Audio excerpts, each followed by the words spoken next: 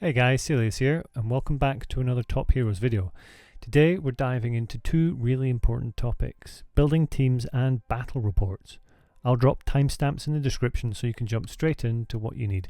So let's get started.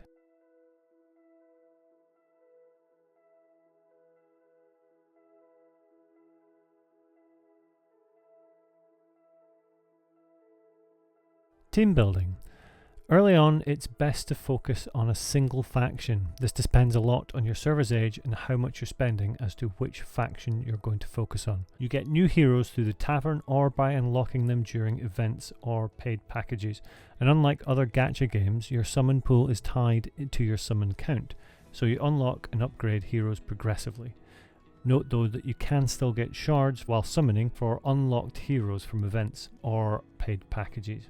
As you summon, you will get shards for heroes, which you can use to upgrade their star level. Do not use universal legendary shards on anything but mythic heroes. Mythics are only available from events and paid packs, so free-to-play players need to save those shards carefully. Focus your resources on legendary heroes. Leveling costs scale up quickly, while meat production does not. So avoid vesting in epics and rares where possible. To build your team, head to the queue building and aim for this setup. You want 2 tanks in the front row, 1 healer in the back row, 3 DPS, and then either a support or another DPS in the final slot. You can see what each hero brings to your team in the top left of their hero card. Pyro here is a damage dealer, does burst damage and multi-target, i.e. has spells that hit everyone. Sticking to a single faction with legendary and mythic heroes to max out your hero bonds and faction aura. Now you can only have 2 out of 3 bonds active between the attack, damage reduction or hero HP. For faction aura you need at least 4 heroes of the same faction to activate the bonus, maxing out at plus 35% attack and HP to all heroes when you have 6 legendary heroes or mythic from the same faction. Now all heroes in the queue benefit from the aura, so if you only have 4 of the same faction, the other 2 will still get the attack and HP bonus from aura. Personally, I'm focusing on the Legion faction because my buildings and tech are set up for it, but as the game progresses and more heroes become available, I may progress to a different faction.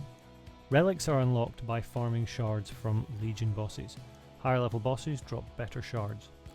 Now you can only equip 1 of each type, so choose based on what your team needs, as each relic will have different sets of skills, granting different types of buffs during battle. Early game, raw stats can matter more than the relic skills, so slot in your strongest relics even if the skill isn't ideal. And some relics can be game changers. For example, the electric frog summons a creature which then attacks enemies and can paralyze them. Finally, pick a troop skin based on whether you're focused on PvP or PvE. You can change this later, so don't stress about it too much. When we have more skins available, I'll do a breakdown video to cover the best picks for different setups. Once your teams are set, you'll want to fine tune them, and that's where the battle reports come in. Morale is a huge factor in damage. Having 10% more morale equals 10% more damage dealt. Having 10% less means 10% less damage. You gain morale from your troops. Higher level troops have higher morale. More troops means more morale, so you want to maximize your march size to improve this as much as possible. You can improve that with research, through decorations,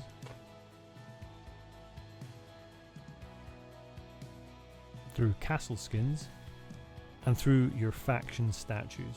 The Hero tab gives a quick overview of plunder, losses, hero lineup, march size, and gear equipped.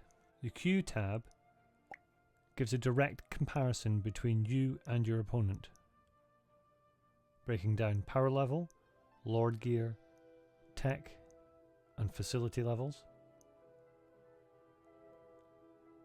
Details on the march size, troop skins, runes, relics, and decorations.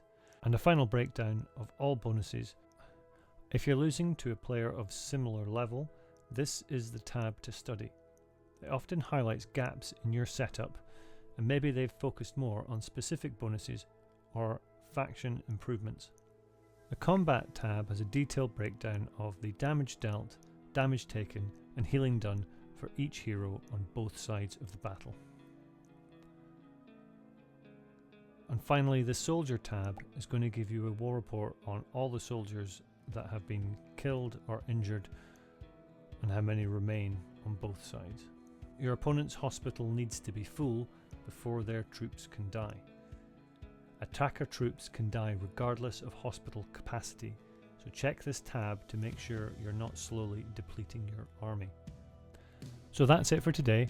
I hope you found this guide on team building and battle analysis helpful.